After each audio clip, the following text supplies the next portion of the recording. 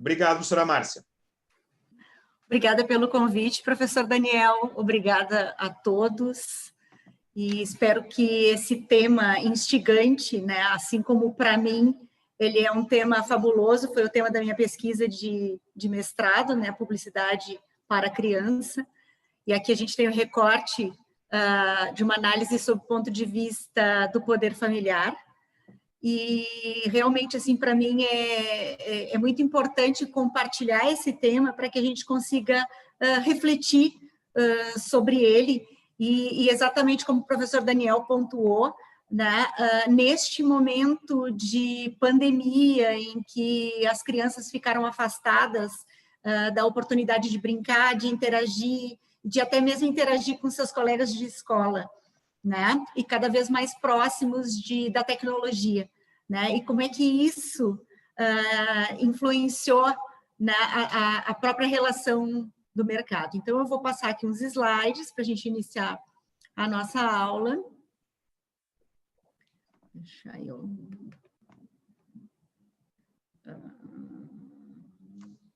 Aqui. Opa. Todos vendo, todos ouvindo? Ótimo. Bem, então, né, como eu disse, o nosso tema é poder familiar, criança e publicidade, né? E aqui eu já abro com um slide bastante chocante, que é um bebê cheio de logomarcas, né?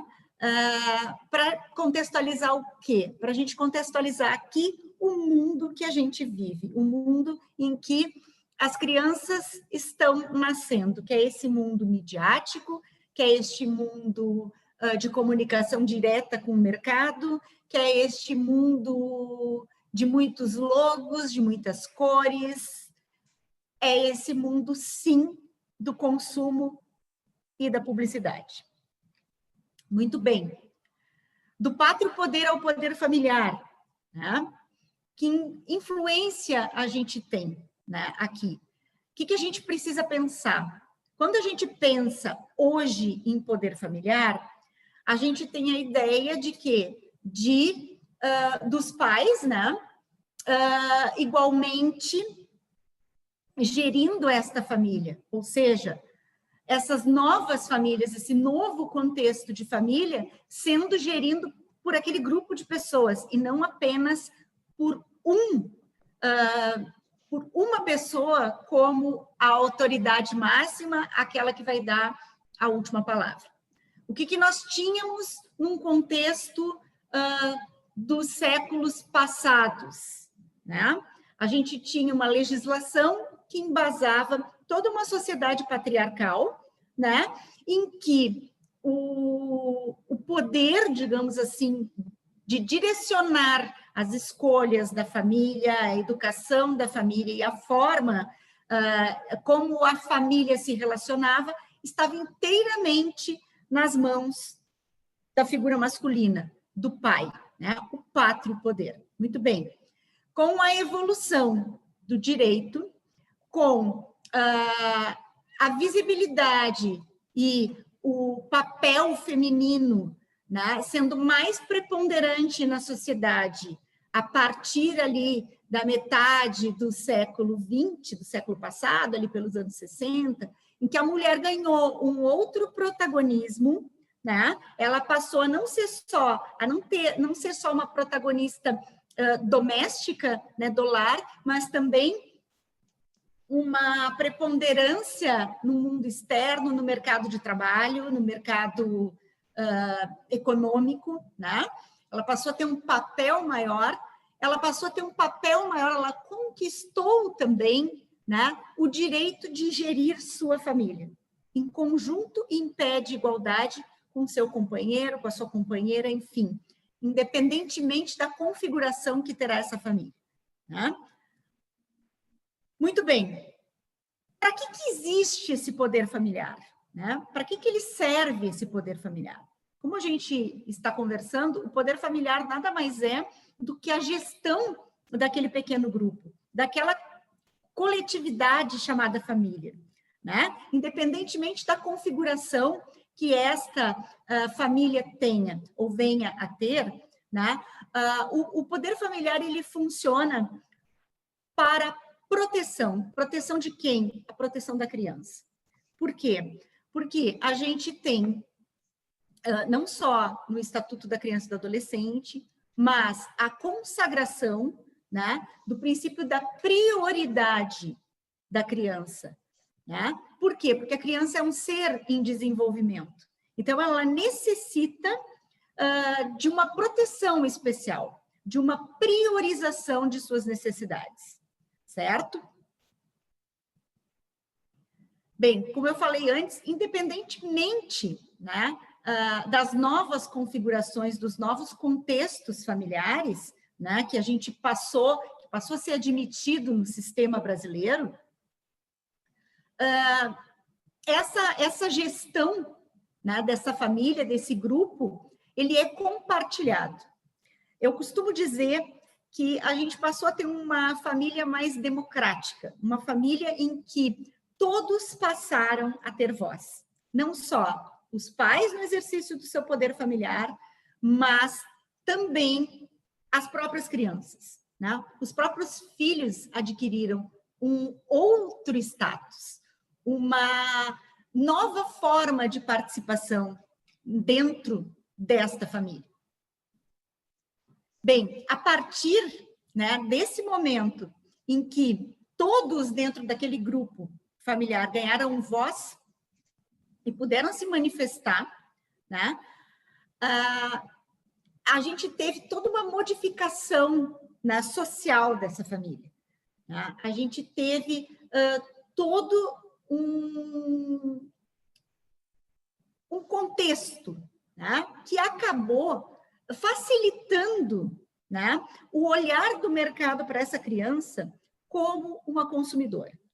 Tá? A partir daí, a partir destas novas, desta família mais democrática, desta família menor, desta família mais ausente do lar, né? Desta família não tão centralizadora, não tão fechada, digamos assim, em si mesmada, né?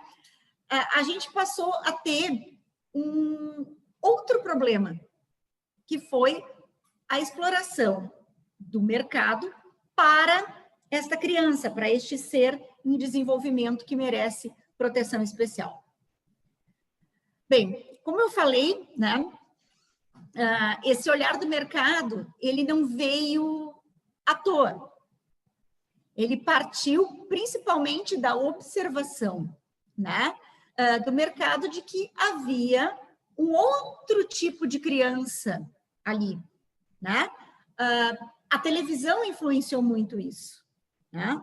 Os pais começaram a sair de casa para conquistar o mercado de trabalho, tanto o pai quanto a mãe, porque se abandonou aquela ideia de família, né, de muitos filhos, que o pai era o chefe da casa, era o dever de sustento era exclusivo dele, né, e a mulher ficava educando e cuidando dos filhos, né? Essa ideia de família, ela foi abandonada, ela não existe mais, na medida em que se tem uma igualdade entre homem e mulher e o poder familiar dividido, né, entre as pessoas da própria família, né, os responsáveis, os adultos.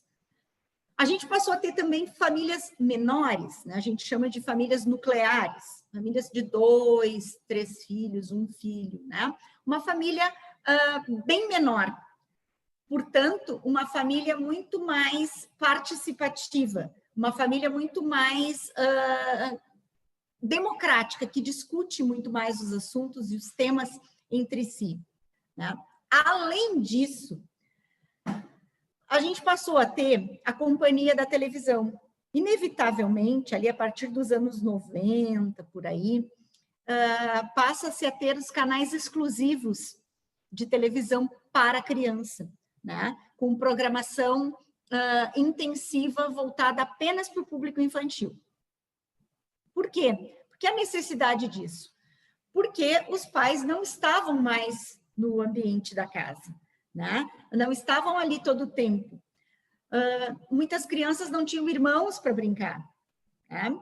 Então, entre os espaços vazios, né, não ocupados pela escola, necessária o preenchimento desse espaço com um divertimento. Né? Brincar na rua torna a criança vulnerável se não tem um adulto por perto. Brincar num parque sozinho, não. A própria moradia das famílias brasileiras é em espaços cada vez menores. Muito bem, o que sobra? A televisão. Na época, lá nos anos 90, o que se tinha de tecnologia era tão somente a televisão. Né? E a televisão, então, ela passa a fazer parte do cotidiano, não só da família brasileira, mas principalmente da criança. Né? Bem, dentro desse contexto, né, essa mídia direcionada diretamente para esse público, muito mais fácil, né, a comunicação do mercado com essa fatia, né, de público, com este público, que por si só já é um público vulnerável, né, já é um público que, por estar em desenvolvimento, é muito mais influenciável. Né? Então, o mercado viu aí uma possibilidade, né, de se comunicar com essa criança de uma maneira mais incisiva, mais precisa, para torná-la um consumidor. Bem, muitos estudos sobre o tema, né, acabaram acontecendo, né, ali no início dos anos, nos anos 90, mais aqui no Brasil, certo? Mas fora, nos Estados Unidos, já esse mercado da criança, ele já era bastante explorado a partir dos anos 70, já começou alguns estudiosos a terem um olhar mais direcionado para esse público. Né? E o James McNeill, que é o papa do marketing, né? Considerado um dos papas do marketing, ele fez um estudo sobre, especificamente, a publicidade, né? O mercado direcionado, o mercado de consumo direcionado para os pequenos, para as crianças, né? E ele segmentou esse mercado, né? Ele trouxe essa ideia de que a criança, ela vai muito além de apenas um segmento de consumo. Ela tem 3, né? Ela representa 3 segmentos distintos de consumo. O primeiro deles é o chamado mercado primário, aquele em que a criança é o consumidor direto, né? Principalmente crianças de classe média, que ganham lá a sua mesada, ou têm algum dinheiro, ganham de presente algum dinheiro. O que acontece?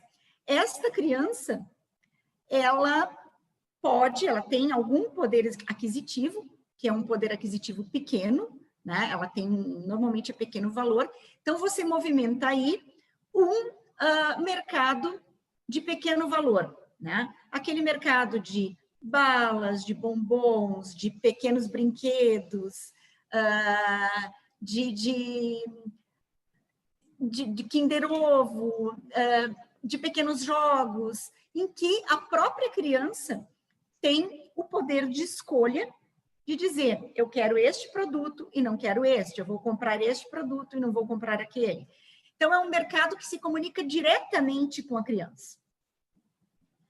Depois, né, evoluindo um pouco mais, a gente tem o chamado mercado secundário, que é o mercado de influência. Especificamente a respeito do tema que a gente está trabalhando hoje, debatendo, que é o poder familiar e a influência da publicidade, da mídia, né, para a criança, dentro do poder familiar, o mercado secundário é, digamos assim, o que mais nos importa. Por quê?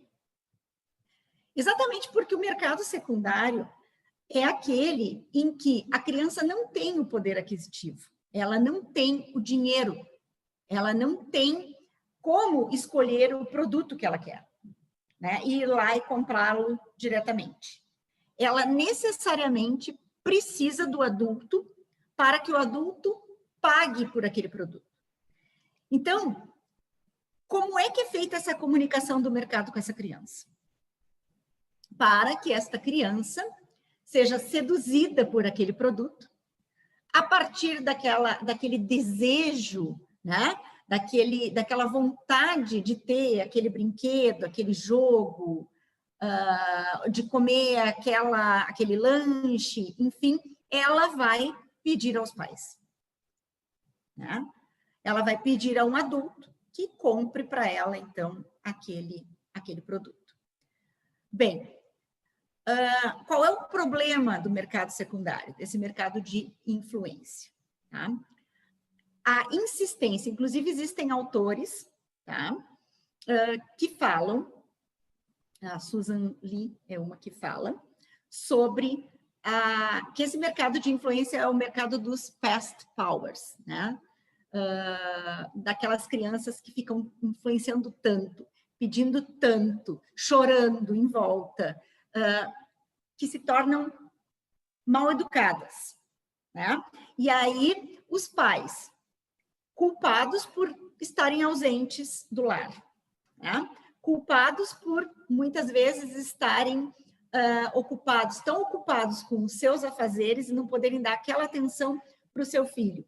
Então, qual é a forma de suprir essa carência, né? Se não concedendo, né? Cedendo aos desejos daquela criança que está ali implorando por aquele produto, né?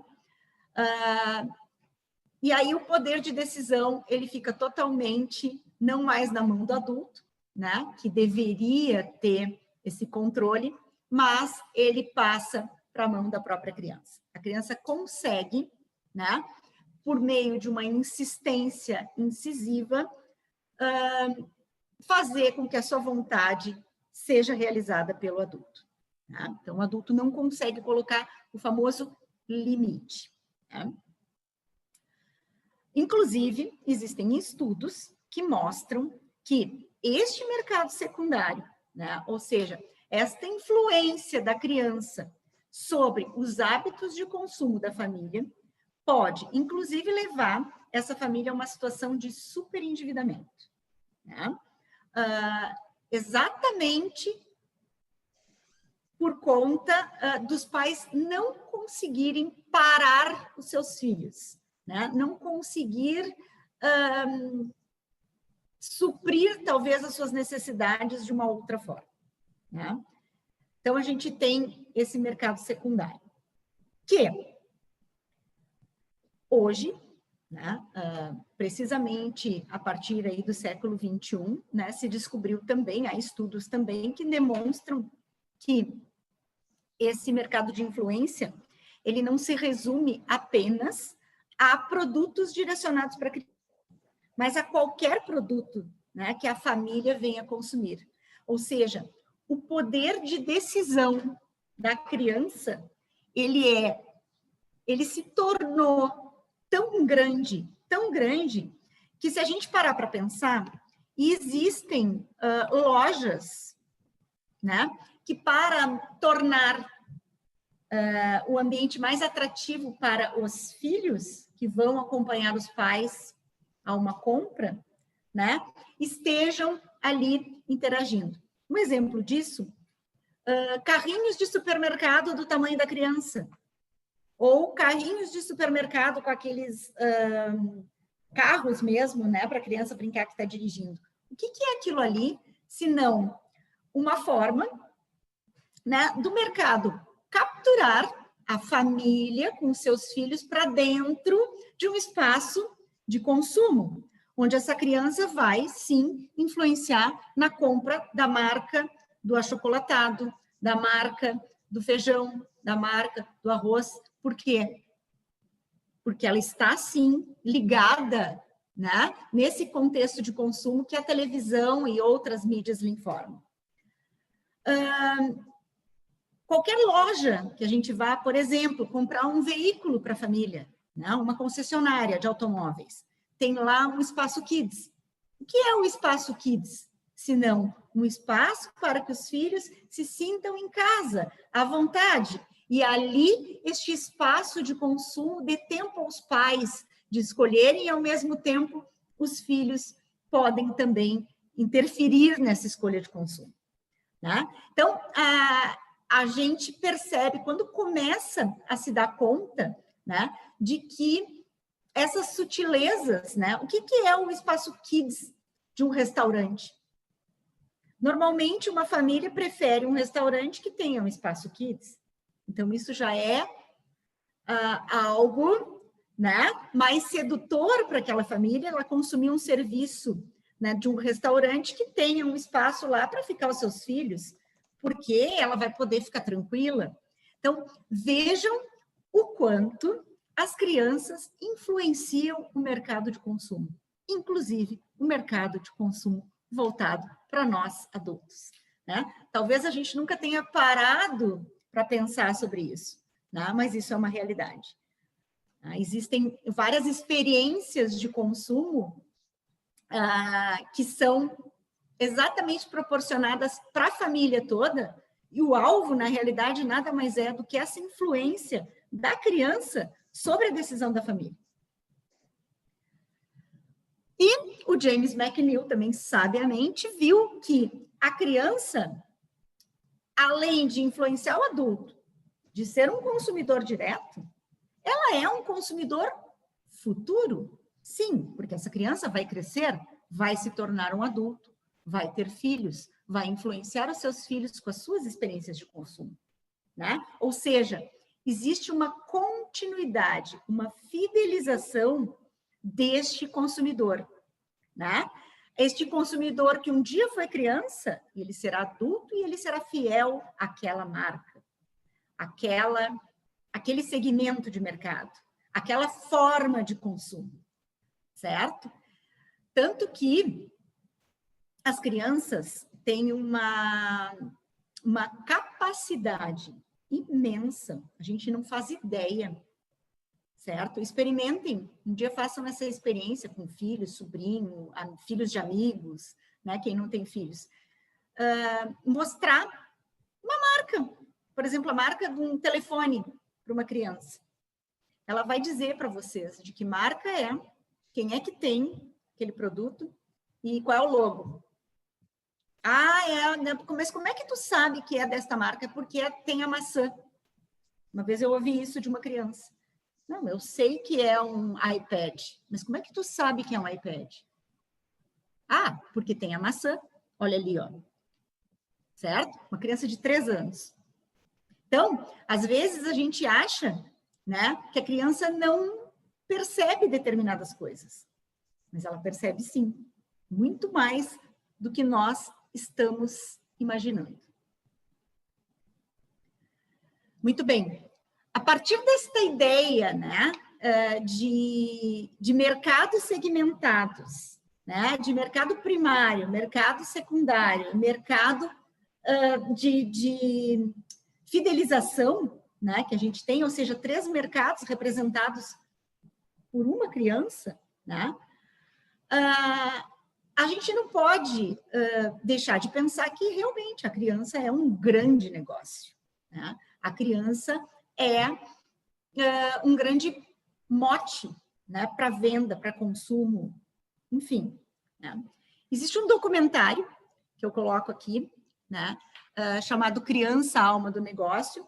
Né? Ele foi produzido e promovido pelo Instituto Alana. Quem tiver curiosidade, ele está disponível no YouTube e no site do Instituto Alana. Né?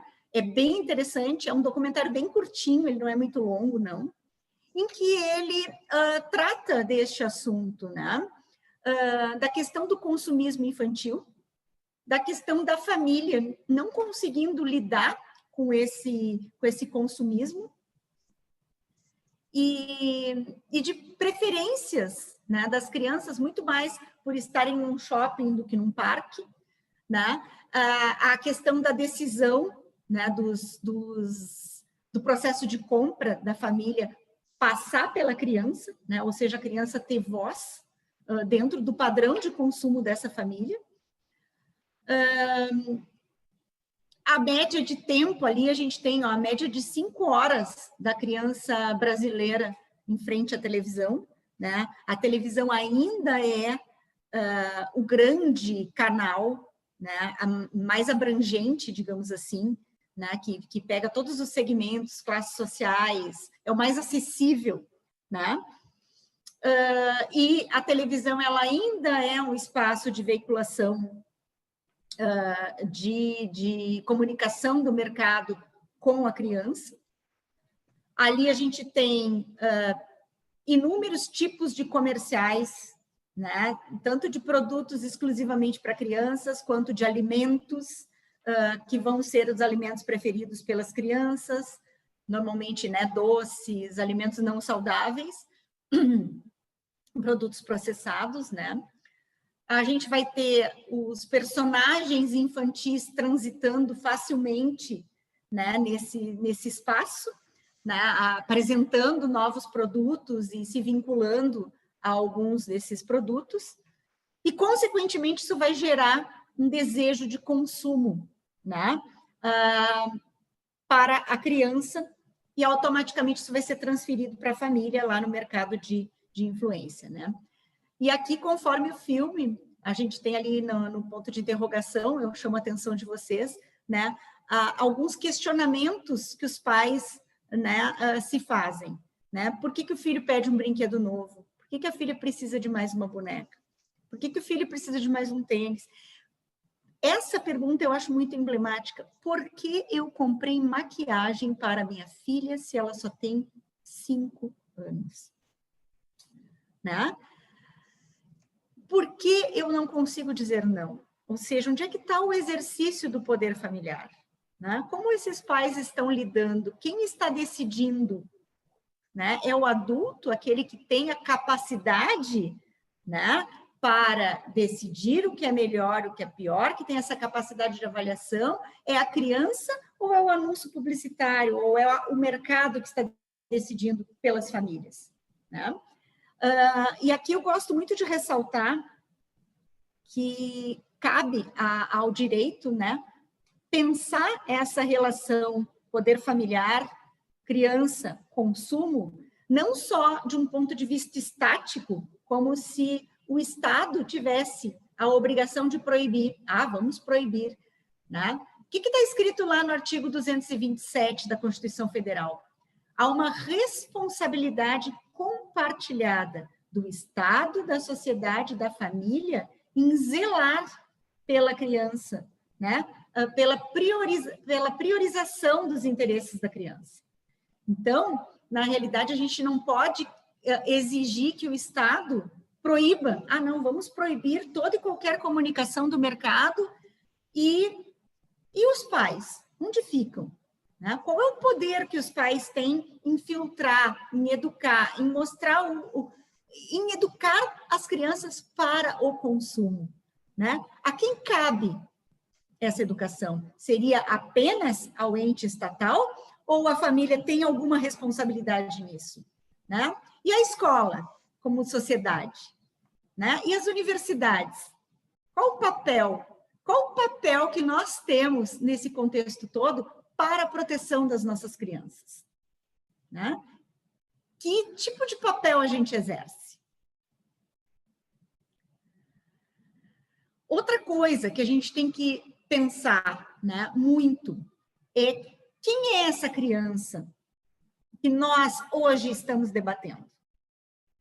Né? Se a gente compreender a criança como a ideia de criança, né, como uma construção da sociedade, né? Se a gente compreender que a criança é uma construção histórica, que ela vem sim de uma cultura, né? De que ela nasce dentro de uma sociedade e ela vai trazer traços daquela sociedade naquele determinado momento histórico, né? A gente não pode descontextualizar as nossas crianças de todo esse espaço midiático e de toda essa comunicação do mercado.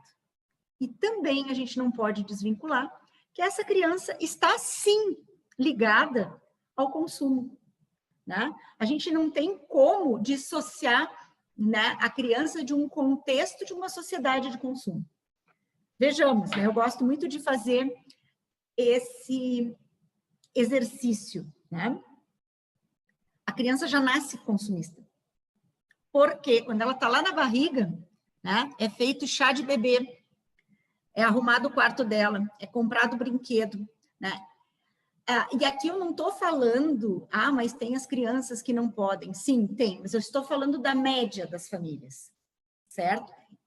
Ainda que a criança tenha até um padrão de consumo menor, ainda assim ela vai ter um incentivo a consumir dentro das suas possibilidades, mas ela vai ser criada para consumir. Ela vem de uma família, né, oriunda de uma sociedade de consumo. E esse paradigma é que tem que ser repensado. Então, não é só a comunicação do mercado com essa criança. A gente tem que repensar essa relação das pessoas com o consumo e como fica o exercício do poder familiar dentro desse contexto. Aqui até eu trouxe uma ideia de um autor francês chamado Philippe Arrier, que tem um livro chamado História Social da Família e da Criança, em que ele faz um recorte da construção da ideia de criança, né, a partir da Idade Média até o século XVIII, né? Ele faz, inclusive, essa incursão por meio de obras de arte. Ele analisa as obras de arte, como a criança é retratada lá na Idade Média, né? É excelente o livro, quem tiver curiosidade, quiser ler, é muito interessante a gente ver que essa nossa ideia de criança e de infância que a gente tem hoje, né, ela foi forjada lá no século XVIII, a partir das ideias iluministas, a partir da institucionalização da criança, né, quando a criança foi para dentro da escola, ela saiu daquele contexto só da família e foi para uma instituição ser escolarizada. A partir deste momento, a gente passa a ter algo semelhante à nossa ideia de criança, né? A nossa ideia de criança que precisa ser protegida, que é totalmente incapaz e que é totalmente vulnerável, né?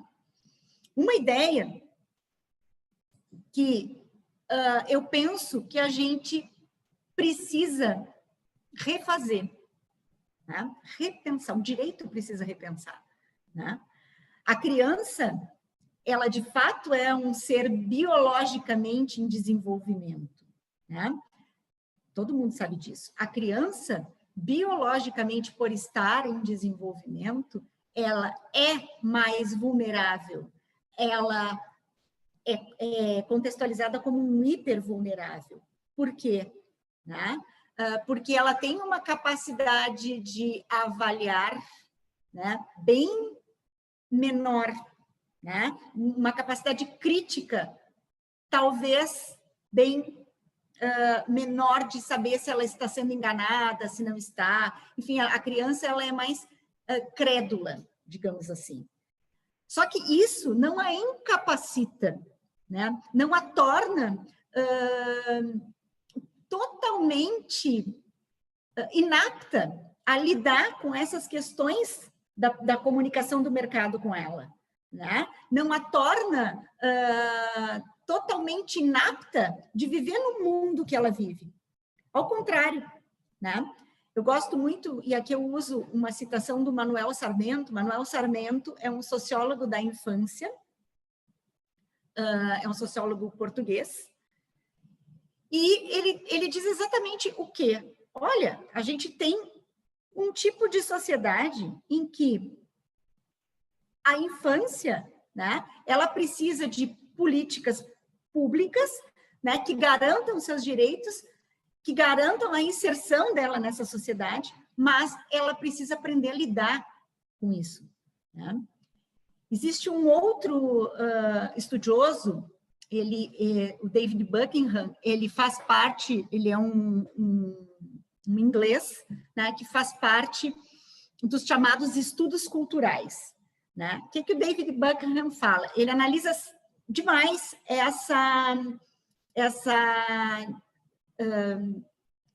criança e a publicidade, criança e mercado, criança e consumo. Ele trabalha muito essa influência, essa interlocução, né?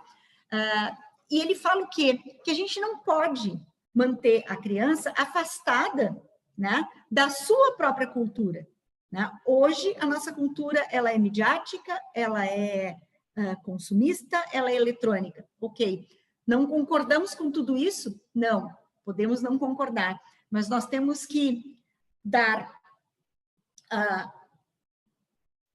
educação, digamos assim, dar discernimento às famílias para que exerçam o poder familiar, né, de uma forma adequada a colocar os limites necessários nesse consumismo, né, e nessa influência do mercado. E também nós temos que educar essas crianças a analisar a mensagem do mercado para ela de uma forma mais crítica. Sim, isso cabe a nós adultos, né? Essa incumbência é nossa, né? Então, eu penso que proibir, né, aquilo que é do mundo deles, aquilo que é do mundo das nossas crianças, hoje, né, esse nativo digital que nasceu com inúmeras telas, né, tal qual esse menino aí desse slide, né, essa figura com muitas telas ao seu redor, né, com muitas cores, com muitos outdoors, com muitas mensagens, com muita comunicação do mercado, né, ele nasceu inserto nesse sistema.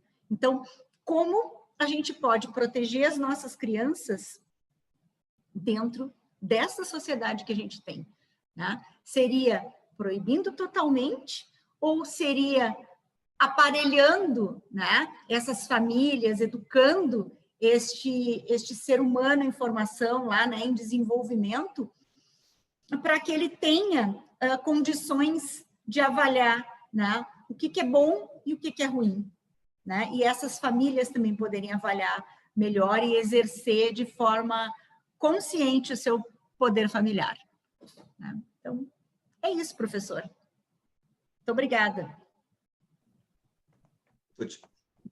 Muito obrigado, professora Márcia. Muito legal esse evento, essa palestra. Até já anotei alguns dados que eu vou usar neste e nos próximos semestres. Eu vou finalizar a gravação para não deixar tão pesado o arquivo.